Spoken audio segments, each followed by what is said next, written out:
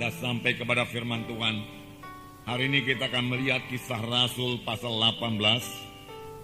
Jadi kita melihat bagaimanakah Paulus melayani di Korintus yang masih asing kepada Paulus. Tapi Paulus tahu bahwasanya Roh Kudus menyertai dia.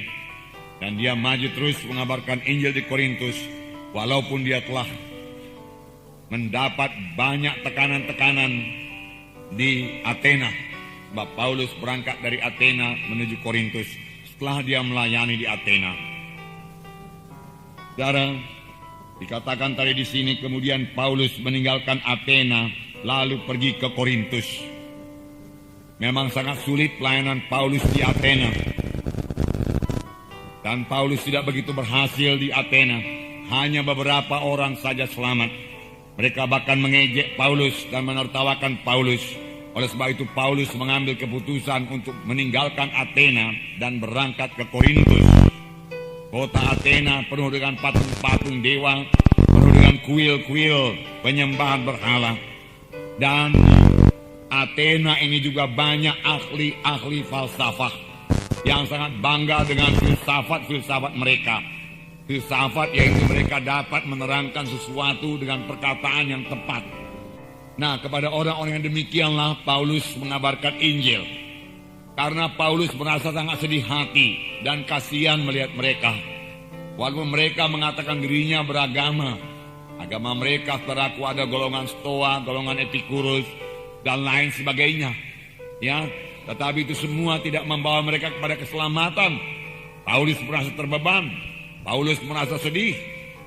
Dan mengajak mereka untuk percaya kepada Tuhan Yesus sebagai Tuhan dan Juru Selamat mereka. Lalu Paulus selaku berbicara dalam majelis Areopagus mereka. Di Bukit Mars dia katakan, satu khotbah yang terkenal, saudara. Begitu baik khotbah tersebut, saudara. Tetapi hasilnya, saudaraku, tidak begitu banyak orang diselamatkan. Hanya beberapa orang saja selamat.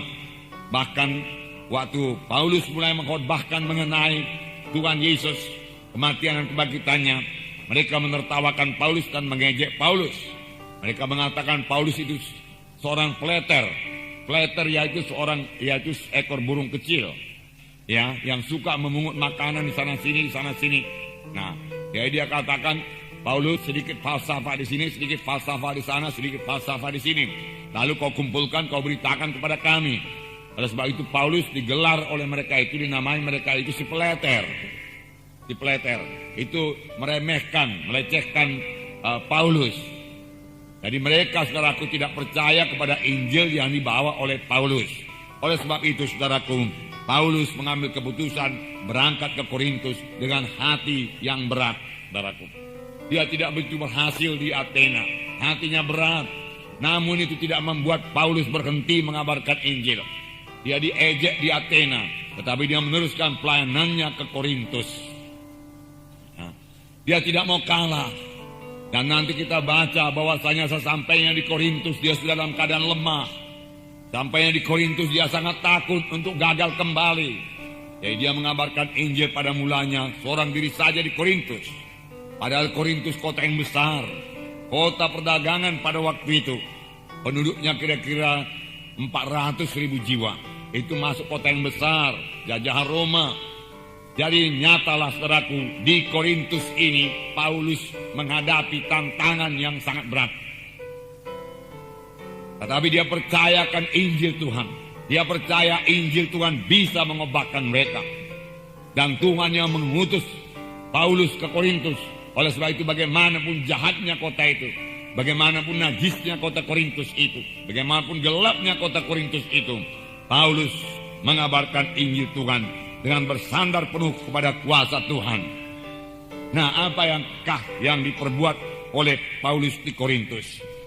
Yang pertama, saudaraku, kita melihat Paulus mengabarkan Tuhan Yesus yang tersalib dan bangkit dari kematian. Itulah berita Paulus. Kemudian hari Paulus menulis surat kepada sidang Korintus yang memang sudah berdiri karena Paulus melayani dengan bersandar kepada kuasa Tuhan. Dia tidak lagi bersandar kepada kekuatannya, kepada hikmatnya, tidak bersandar sepenuh pada kuasa Tuhan. Maka sidang Korintus berdiri dan menerima surat kiriman yang pertama dari Rasul Paulus dalam 1 Korintus pasal 2 ayat 1 sampai 5. 1 Korintus pasal 2 ayat 1 sampai 5. Ini pelajaran kepada kita. Karena kita semua harus melayani. Amin, saudara. Karena kita juga semua harus mengabarkan Injil Tuhan. Dan kelihatannya di Korintus ini Paulus sangat berhasil. Walaupun saudara budayanya lain, tetapi Paulus berhasil mengabarkan Injil di Korintus. Sehingga sidang Tuhan berdiri di Korintus. Dia dengan tegas memberitakan Injil Tuhan. Tetapi Paulus mengakui dia dalam kelemahan, dia katakan dalam ketakutan yang amat sangat. Paulus berkata, rasul yang besar bisa ketakutan, saudaraku. Tetapi ketakutan Paulus ini membawa dia berserah dan bersandar sepenuhnya kepada Tuhan. Dia tidak mau gagal lagi sebagaimana dia gagal di Athena. Dia mau orang-orang di Korintus diselamatkan Tuhan. Dia bersandar sepenuhnya kepada Tuhan. Dia katakan, aku tidak memakai kata-kata indah. Aku tidak mau memakai kata-kata hikmat manusia. Tidak. Itu ku tinggalkan. Aku telah memakai kata-kata manusia, hikmat manusia, untuk mengimbangi ahli-ahli falsafah di Athena. Tapi hasilnya minim sekali. Tetapi di Korintus dia mengubah segalanya. Aku tidak mau memakai perkataan-perkataan hikmat manusia. Aku pakai perkataan Tuhan yang hidup. Dia katakan, untuk menyampaikan kesaksian Allah kepada kamu. Tetapi dikatakan, baik perkataanku maupun pemberitaanku tidak kusampaikan dengan kata-kata hikmat yang meyakinkan, tetapi dengan keyakinan akan kekuatan roh.